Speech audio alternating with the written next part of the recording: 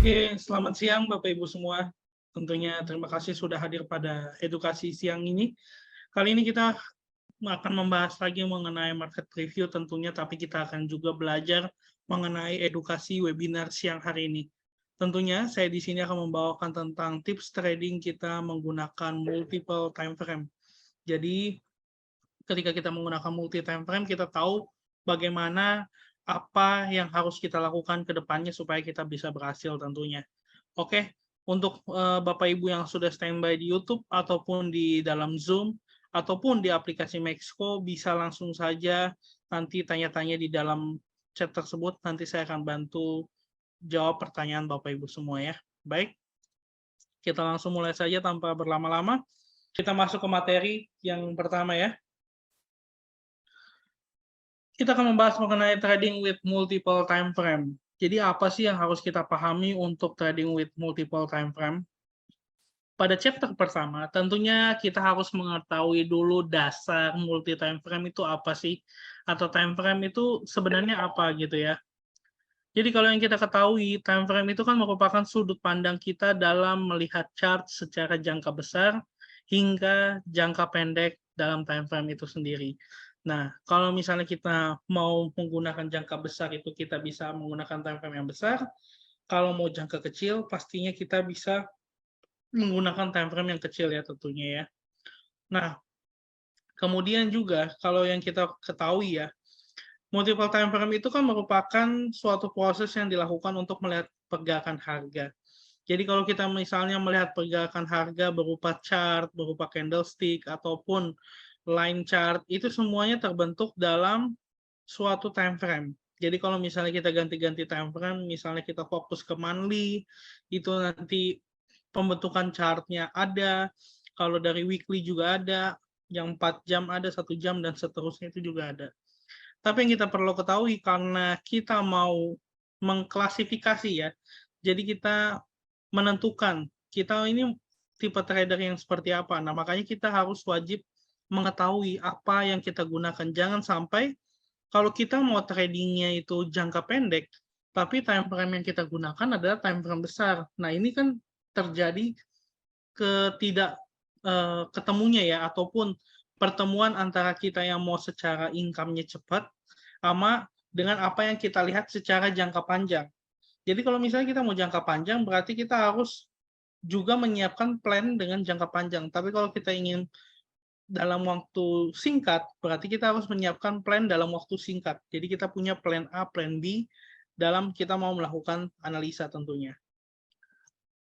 Kemudian kalau kita ngomongin time frame, itu pasti nggak lepas dari namanya tipe-tipe traders dalam melakukan trading futures ya. Jadi di sini selama saya mulai mengenal dunia trading dari 2017 hingga sekarang, saya itu bisa mengklasifikasikan bahwa sebagian besar ataupun sebagian orang yang trading itu di future, saham, kripto ataupun itu, mereka itu terbagi menjadi 3 klasifikasi traders ya. Jadi yang pertama itu ada swing traders, tentunya ya, ada scalping traders, dan ada intraday traders. Nah, tapi kalau kali ini saya bahas tipe tradersnya dalam trading futures. Ingat, trading futures itu pasti berbeda dengan saham dan kripto tentunya mempunyai risk and reward yang memang sudah disiapkan tersendiri. Kalau kita ngomongin dalam trading futures tentunya, swing traders itu berarti traders yang cenderung melakukan analisa dalam menggunakan time frame besar ya. Pastinya kalau kita mau menggunakan time frame besar, itu kita sudah berbicara menggunakan weekly dan daily time frame ya. Tentunya weekly dan daily time frame ini dibutuhkan untuk kita melihat ketika kita beli di bulan, misalnya di bulan April, ataupun kita jual di bulan April, kita tahu selama 1 bulan ataupun 2 bulan ke depan, kita tahu mau apa yang kita lakukan dalam posisi kita ya. Dan tentunya money management dari yang trading weekly dan tentunya dengan scalping sangat berbeda jauh ya. Makanya kita tetap harus memperhatikan bagaimana nih kita memposisikan diri kita sebagai apa. Nah, kalau misalnya scalping traders, berarti orang yang cenderung melakukan analisis menggunakan time frame kecil. Nah, time frame kecil ini menurut saya itu kita bisa start dari M30 dan M15. Nah, Mungkin bertanya, kenapa M1 dan M5 tidak dimasukkan ya? Nah, oke, saya sharing sedikit. Jadi kenapa M5 dan M1 itu tidak dimasukkan? Karena menurut saya kan setiap chart itu mempunyai struktur ya, ataupun mempunyai pondasinya. Nah, ketika kita cek di M5 dan M1, itu strukturnya terlalu banyak area swing ataupun banyak area yang tidak valid, sehingga ketika kita mau tradingkan di M5 dan M1 itu kurang tepat. Makanya kalau kita mau menggunakan scalping trader, lebih baik kita bisa menggunakan M30, M15 itu sebagai dua patokan time frame. Kenapa? Dengan melihat M30 dan M15, kita masih bisa mendapatkan struktur daripada trennya itu sendiri apa, ada pola apa yang terbentuk, support resistannya seperti apa, dan swing high, swing low-nya seperti apa. Jadi karena kita ngomongin jangka waktu, kita harus benar-benar tepat. Karena menurut saya ketika kita menentukan time frame-nya saja sudah salah, maka nanti yang lainnya bisa salah. Jadi memang kalau misalnya ngomongin time frame ini pasti ada simbiosis mutualisme antara satu dan lain hal ya. Tentunya kalau kita ngomongin time frame berarti ada ngomongin indikator, ada ngomongin juga cara kita menganalisa. Makanya kita harus bisa menempatkan trading kita. Yang ketiga, ini masuknya sebenarnya intraday traders. Kalau konsepnya pada bursa saham, kalau kita ketahui kalau misalnya Bapak Ibu pernah trading saham, pasti mengenal istilah beli pagi jual sore ya, ataupun beli di sesi pagi, jual di sesi kedua, ataupun sesi siang. Nah, sebenarnya di futures market pun, Bapak Ibu bisa melakukan hal yang seperti itu. Jadi, kalau misalnya kita mau beli itu kita bisa, tapi sedikit ada perubahan atau sedikit modifikasi. Jadi kalau kita mau melakukan intraday, bukan kita belinya waktu subuh-subuh jam 5 pagi kita bangun, habis itu nanti sore ataupun malam kita baru take profit, tidak seperti itu. Kalau misalnya intraday itu kita tradingnya sesuai dengan session atau sesuai dengan waktunya itu seperti apa. Jadi contoh, kalau misalnya di sini ada waktu 4 sesi ya. 4 session kita mengenal dalam trading futures. Oke. Yang pertama pastinya ada session Australia. Australia ini dari jam berapa? Dari jam 5 WIB sampai jam 14 WIB ya. Jadi ini kita belajar sama-sama. Saya akan di sini. Saya dulu, saya tulis satu-satu di sini ya. Biar kita sama-sama belajar. 4 session. Nah, ada sesi Australia. Ini dimulai dari 05 sampai 14 WIB. Sesi Asia itu berarti dimulai dari jam 7 sampai jam 2 siang juga. Sesi yang ketiga itu sesi Eropa. Eropa itu dimulai dari jam 2 siang sampai jam 10 malam. Yang terakhir adalah sesi Amerika, di mana orang banyak trading gold pada malam hari ya, ataupun trading semua yang berlawanan dengan US market. Itu dimulai dari jam berapa? Dari jam 8 sampai jam 3 pagi. Nah, kalau kita ngomongin intraday, selain kita ngomongin time frame-nya harus dipakai di H1 dan H4, pastinya kita harus ngomongin soal 4 sesi ini. Biasanya kalau kita bangun di jam 5 pagi dan lagi kebangun, berarti yang market kita cek untuk kita melakukan intraday adalah market Australia. Kenapa market Australia? Karena dengan pair-pair yang berdasarkan AUD ataupun NZD, itu masuknya dalam sesi di Australia. Karena memang AUD dan New Zealand itu kan lingkupnya sama ya. Nah, di jam segini, ketika kita melakukan pembelian pagi dan kita jualnya sore, ini memang waktunya. Makanya marketnya cenderung volatile di jam pagi ini. Kalau kita ngomongin sesi Asia, berarti ini masuknya apa? Kalau di sesi Asia pasti masuknya di JPY. atau Jepang Yen.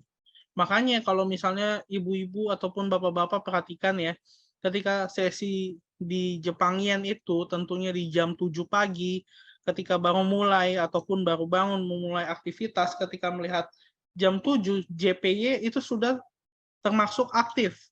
Yang berlawanan dengan JPY termasuk aktif karena apa? Ini adalah waktu openingnya. Hingga siang ini di jam 2 siang. Makanya ini dimasukkan dalam intraday. Kalau kita mau trading sesi Eropa, berarti tradingnya apa? Ya pasti euro kan. Nah, euro kayak begitu itu masuknya sesi Eropa dari jam 2 siang sampai jam 22. Selain euro ada apa lagi? Pastinya ada GBP. Terus ada apa lagi? Swiss franc. Terus ada apa lagi? Ada CAD juga ya. Nah, seperti itu. Maka inilah yang kita pelajari ketika kita mau melakukan session itu sendiri. Jadi kalau misalnya intraday traders, selain kita belinya pagi habis itu jualnya sore, kita harus paham kita lagi trading di sesi apa. Kalau sekarang kan masuknya di jam 2 siang, berarti lagi masuk di jam-jam Eropa, pound sterling, Kanada. Nah, itu yang aktif di pada jam itu. Nah, ketika kalau kita masuknya udah di jam US, berarti kita udah masuk di pukul di mana di jam 8 malam ya. Di jam 8 malam itu cenderung aktif, makanya news kadang muncul di setengah 8, jam 8, setengah 9, jam 10 sampai jam 12 prime time-nya. Itulah yang harus kita pahami. Jadi ketika kita memposisikan diri kita, oke, saya ini seorang trader scalping, berarti yang saya harus fokuskan adalah saya mencari struktur yang terjadi di M30 dan M15. Kemudian kita juga selain scalping, kita pengen tradingnya itu sesuai dengan arahan market volatile-nya apa. Contohnya, sekarang jam 2 siang, berarti saya fokusnya adalah mencari market Eropa, pound sterling, Kanada, dan Swiss franc untuk kita tradingkan. Nah, inilah yang kita bisa manfaatkan untuk kita trading. Itu yang pertama. Kemudian tipsnya apa lagi sih Pak yang supaya kita harus pahami? Nah, ini saya sudah rangkum di chapter ketiga. Jadi tadi kan kita sudah bahas di poin pertama ya. Nah, masuk di poin kedua, secara teknikalnya apa sih yang harus kita ketahui? Yang kita harus ketahui adalah trend direction. Kita ngomongin trend direction itu ngomongin apa? Jadi trend direction itu adalah kita ngomongin ketika marketnya bullish, bearish, dan sideways, kita tahu langkah apa yang mau kita ambil. Jangan sampai ketika kita sudah paham di poin pertama, ketika melihat di poin kedua, kita menganalisa marketnya aja masih cenderung salah. Karena kita tidak mengetahui trend direction yang terjadi di time frame itu. Ketika time frame itu yang kita gunakan, harus juga time frame yang lebih tinggi. Contoh, kalau tadi kita menempatkan diri kita pada scalping traders, pastinya kan kita menggunakan M30 dan M15 kan? Nah, di M30 dan M15 yang digunakan sebagai trend direction-nya pasti adalah M30 ya. Kenapa? Karena M30 lebih besar daripada time frame M15. M15-nya digunakan sebagai apa, Pak? Digunakan sebagai entry tekniknya. Nah, di M15 lah barulah kita bisa menggunakan seperti melihat apakah ada area resisten atau area support, apakah ada swing high dan swing low, kemudian kita memahami pola candlestick pattern, dan habis itu mengetahui kapan waktunya open and close candlestick dari masing-masing time frame. Inilah kenapa pentingnya kita trading dengan multiple time frame. Karena dengan multiple time frame, kita tahu dulu trend direction-nya seperti apa, kemudian kita tahu apakah teknikalnya mendukung, barulah di situ kita bisa enter buy ataupun sell ataupun kita wait and see. Nah, itu yang perlu yang kita pahami. Kemudian secara prakteknya gimana? Oke, saya akan coba bantu praktek dalam chart ya, jadi supaya lebih paham. Jadi kalau misalnya kita melihat seperti ini ya, kita melihat chartnya terlebih dahulu. Nah, tadi katakan kita menempatkan diri kita sebagai seorang scalping. Terus kita melihat pasar gold, tapi ini belum di jamnya ya. Oke, tidak apa-apa. Misalnya kita fokus aja dulu ke M30. Nah, ketika di M30 kita melihat nih, secara tren, ini sebelumnya terjadi bearish trend. Tapi kalau misalnya kita lihat secara garis besar, ini tren tuh masih terjadi penurunan ya. Masih bisa dilihat seperti ini. Jadi ini ada perubahan nih, ini bearish, kemudian dia mengalami agresif yang penurunannya ditekan. Oke. Penurunan ini ditekan, kemudian membuat harga itu langsung anjlok otomatis, tapi kemudian terjadi kenaikan kembali. Nah, setelah kita melihat trend direction-nya oke, berarti masih bearish, tapi dalam bearish itu ternyata ada gejolak sideways. Kita coba close up di M30, kita mencari lagi apakah yang bisa kita lihat. Terus yang kita lihat apa yang kedua, yang tadi saya sudah infokan. Pastinya kita akan melihat area resistennya kan. Nah, kita coba gambar, ini area resistennya. Nah, kita gambar dalam satu zona ya. Berarti ada area resisten tuh di 1, 2, 3, 4. Ataupun kita jadiin 3 aja. Jadi 3 yang terbesar, 3 yang paling inti. Nah, tapi ini adalah resisten minor. Resisten minor ini jangan dilupakan. Nah, di area ini. Berarti ini ada resisten 1, 2. Ya dong. Ketika kita sudah melihat ini, oh ini area resisten nih, berarti kecenderungannya masih banyak posisi seller yang masuk. Kemudian setelah itu kita lihat apakah ada swing high atau swing low yang sudah terbentuk. Secara validasi kita melihat di sini ada apa? Pastinya di sini ada swing high ya. Nah, di area ini terjadi valid swing high yang saya gambarkan. Berarti kan secara tidak langsung, oh ini marketnya open-nya pelemahan. Terus kita tinggal ukur deh, misalnya kalau kita sudah belajar tentang Fibonacci kemarin, kalau misalnya Bapak Ibu ikut kelas yang Fibonacci, cara nariknya, oke, saya tarik dulu dari titik low-nya sampai titik paling atas ini high-nya. Saya tarik begini. Nah, oh tadi dia sudah sempat turun. Ternyata dia kena di area Fibonacci, yaitu di 161.8. Sekarang harga mengalami secondary trend. Oke, berarti ada potensi nih harga turun, kemudian dia masih naik untuk ke 61.8. Tapi kalau di 61.8 ini sudah muncul area swing high, kita bisa entry sell ketika swing high-nya sudah terjadi. Kenapa nggak entry sekarang, Pak? Karena memang yang tadi saya bilang, swing high-nya belum terjadi. Kalau misalnya kita cek di M15, akan jauh lebih jelas. Nah, seperti ini. Jadi di M15, kalau kita mau entry sell, tunggu swing high-nya selesai. Nah, kalau posisi candle sekarang, apakah ini dinyatakan valid sebagai swing high? Menurut saya belum. Kenapa? Karena posisi buyer-nya masih melemah. Ketika swing high itu ditutup seperti yang saya sudah tunjuk ini kan jauhnya lebih powerful ya. Berarti ini kita anggap sebagai gerakan pertama atau primary trend-nya. Nah, ketika harga naik, pasti akan membentuk secondary trend, dan jika dia masih tertahan di area resisten minor, ini mendatangkan tendensi bahwa market itu masih bisa cenderung bergerak ke bawah. Nah, kalau dia sudah bergerak ke bawah, maka target inilah yang kita gunakan sebagai kita nanti untuk entry sell. Jadi kita bisa menunggu di area 1908 sampai tunggu dia drop ke 1906 dan valid swing high, baru kita entry dengan target profit kita di 1902. Nah, inilah cara kita menyusun trading plan yang benar, yang benar-benar pasti supaya kita bisa terhindar dari kesalahan-kesalahan dalam terburu-buru entry. Nah, kemudian yang harus kita pahami tadi apa aja sih setelah itu? Kita sudah memahami pola candlestick, memahami swing high dan swing low. Kita lihat pola candlestick pattern itu ada apa aja.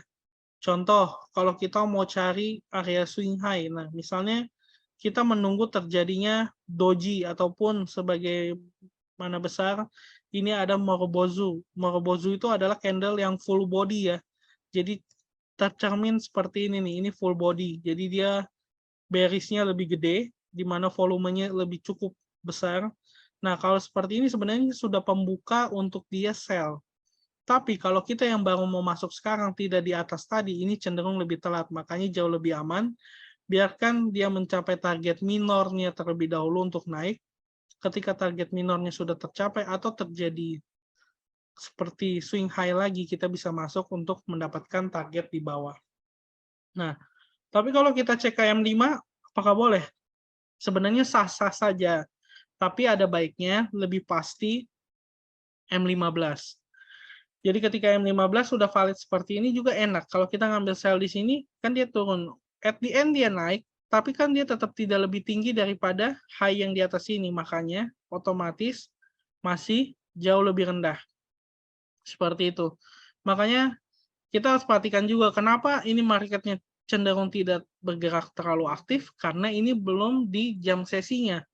Nah, kalau kita ngomongin emas, jam sesinya di jam berapa? Pastinya di jam 8 malam sampai jam 3 pagi. Nah, itulah market itu aktif. Coba kita cek Euro USD. Ya, kita cek Euro USD seperti apa di jam Euro ini. Nah, Euro USD pasti ini terjadi suatu opening market ya. Kita lihat di sini di pukul 3 nih. 3 dan pukul 4 tadi dia bikin spike ya ke bawah. Ini spike seperti ini kita melihat, oh tadi dia sempat turun nih openingnya, terus masih tertahan di area ini. Oke, coba kita analisa. Di M30 kita melihat polanya ini sama seperti gold semalam ya. Polanya masih bearish trend, cenderung ke bawah, tidak ada tanda-tanda pergerakan naik.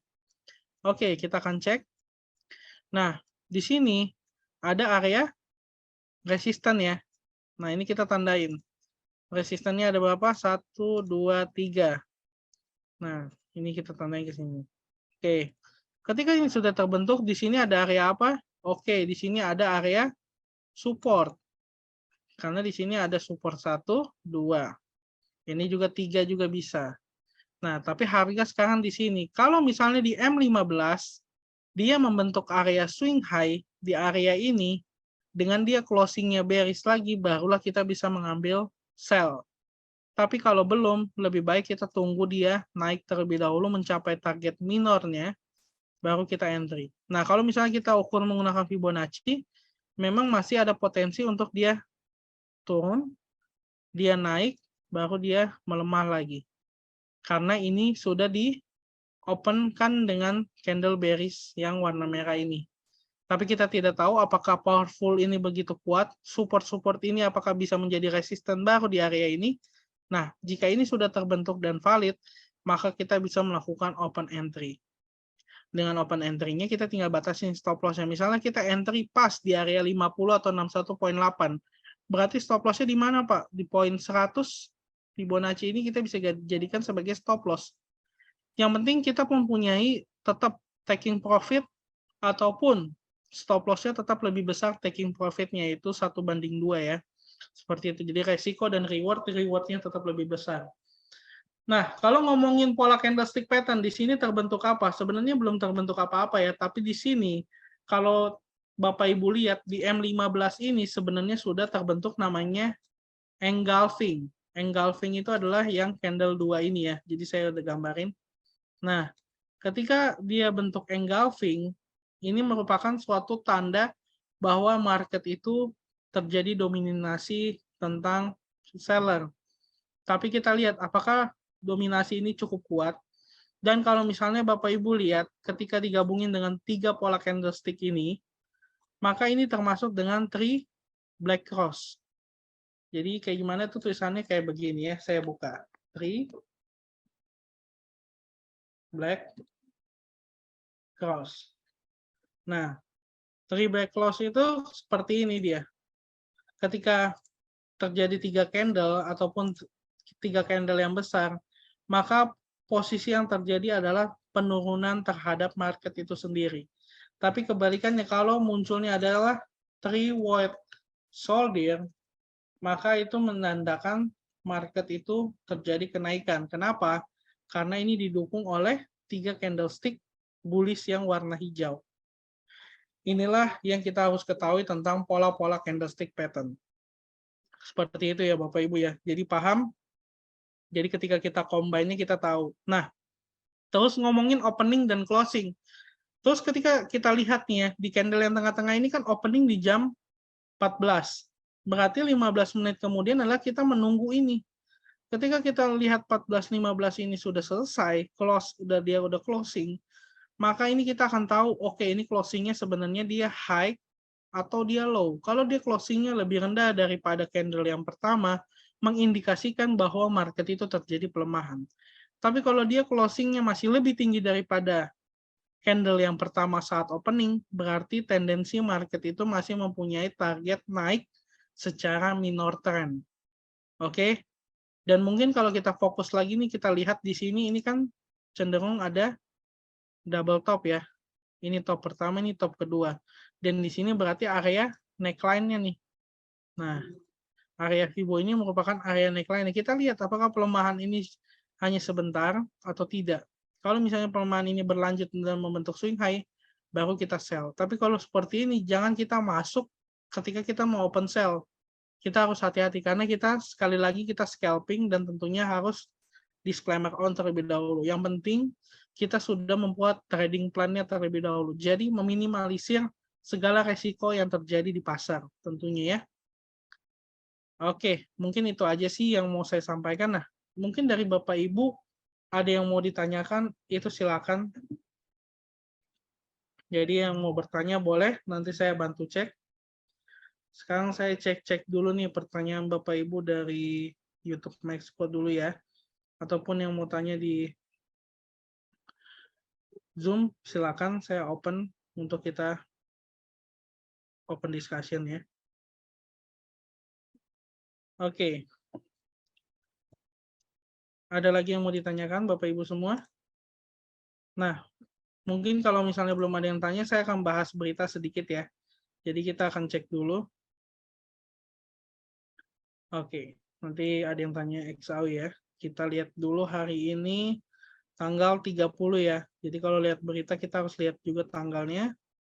Oke, sebentar saya ganti dulu impact-nya yang high. Nah, kita lihat tanggal 30 ini ada apa aja? Oh, ada core PCE ya.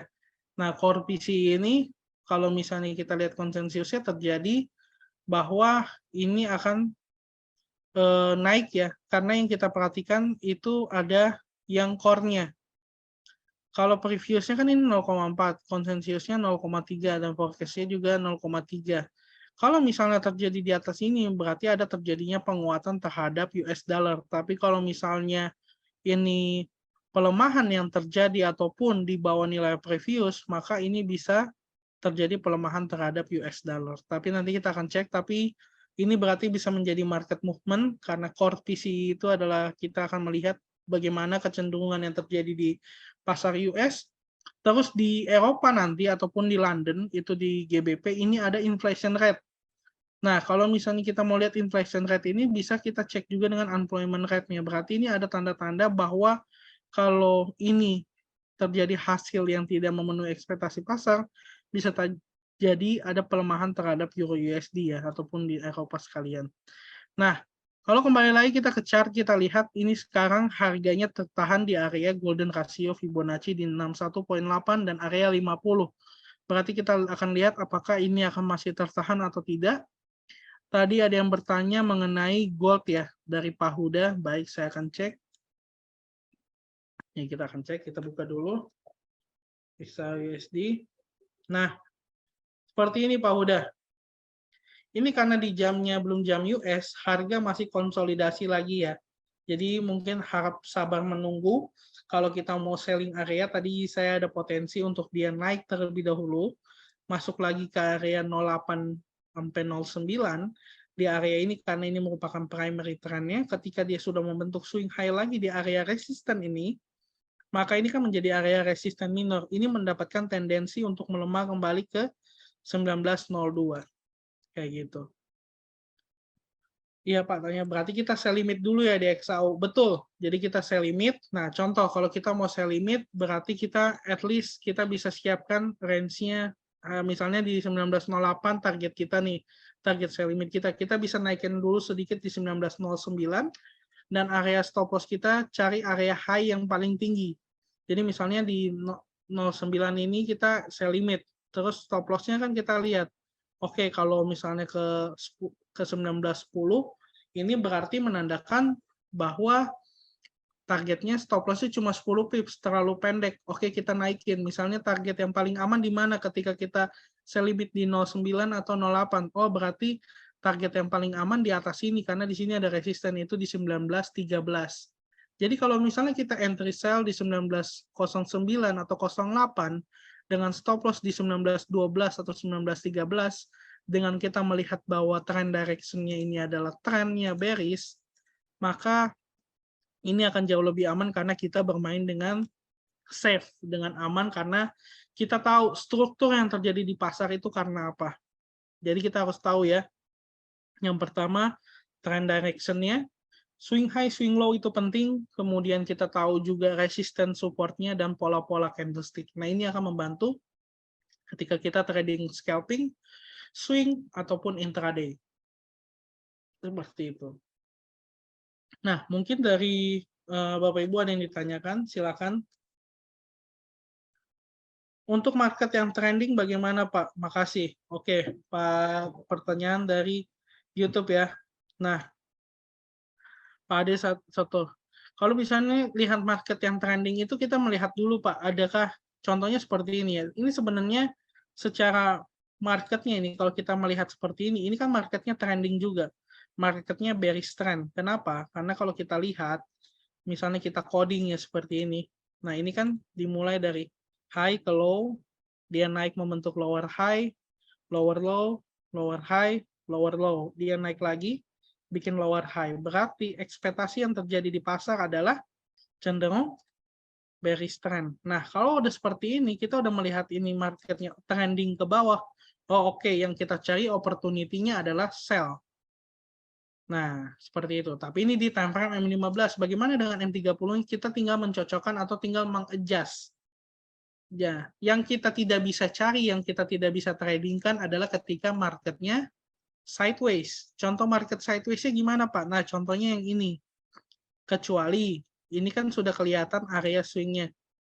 Nah, di atas. Tapi kalau marketnya itu tadinya masih di tengah-tengah seperti ini, misalnya kita masuk di area tengah-tengah yang kayak seperti ini ya, tengah-tengah ini, ataupun kita masuk di area yang ini cenderung kita bisa terjadi namanya konsolidasi atau kita bertahan dalam market yang sideways. Kalau kita masuknya buy, ya oke, kita benar. Tapi kalau kita sell, bisa juga kita ditarik ke atas dulu, at the end tetap turun. Tapi kalau misalnya marketnya sideways kayak gini, lebih baik hindari, cari market yang mempunyai potensi bergerak turun atau bergerak naik. Contohnya sekarang ini, walaupun dia terlihat sideways, sebenarnya kalau Bapak Ibu melakukan close up terhadap gold, ini cenderung terjadi trend direction-nya adalah menurun atau bergerak ke bawah. Sangat jelas sekali. Yang ini kenapa candle-nya panjang seperti ini, Pak? Ini adalah anomali market. Jadi ini namanya V-shape, ini namanya anomali. Kenapa? Kemarin kan ada news ya dari US, ketika statementnya Powell memberikan tentang hawkish, itu kan terjadi sedikit pelemahan terhadap gold, tapi kemudian di jam 9 harga naik lagi ke posisi sama yang kembali. Tapi setelah itu, dari jam 12 malam sampai pagi tadi, cenderung sideways. Berarti ini masih terjadi pelemahan terhadap gold itu sendiri. Oke. Oke, outlook-nya untuk USD dollar gimana Pak? Sudah mulai masuk trend bearish atau belum ya? Oke, saya akan jawab dulu ya. US dollar, kita akan cek ya. DXY berarti. Kita akan cek DXY. Nah, ini saya ada mapping. Kita cek dulu. Ternyata DXY sudah sampai pada target area mapping saya di sini ya Pak Januar ya.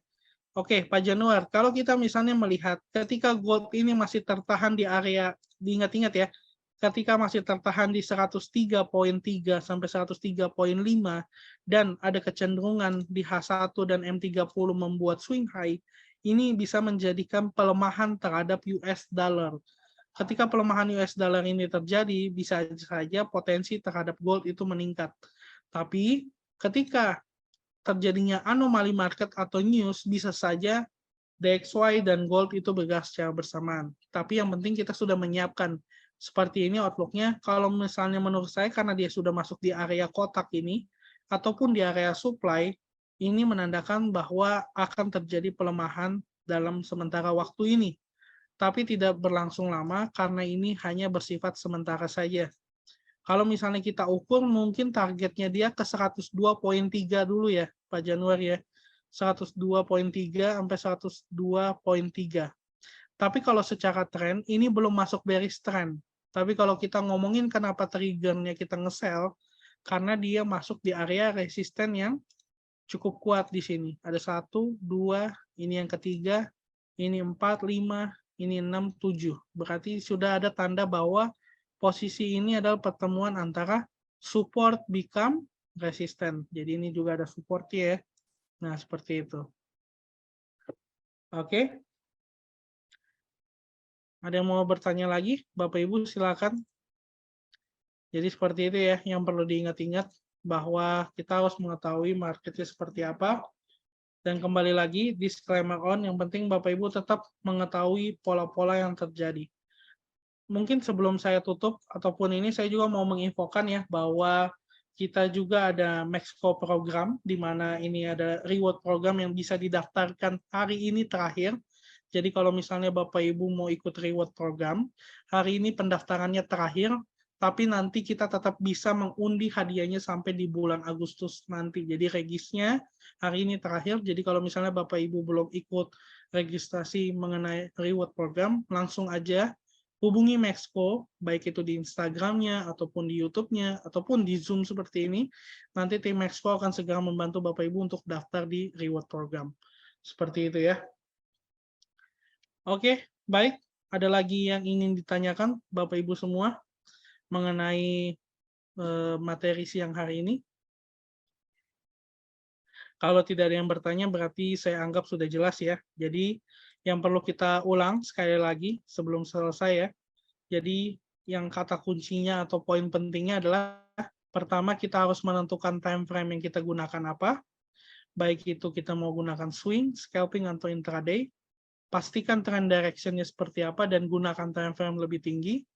Wajib memahami area resisten dan area support. Wajib memahami fungsi dari swing high dan swing low. Jadi kita tahu kapan kita masuk dan keluar. Memahami pola candlestick dan habis itu mengetahui pola open dan close dari candlestick itu dari masing-masing time frame. Semoga ini dapat membantu webinar siang hari ini untuk Bapak Ibu semua. Dan terima kasih untuk waktunya. Saya ucapkan sampai jumpa dan ketemu lagi di minggu depan. Bye-bye.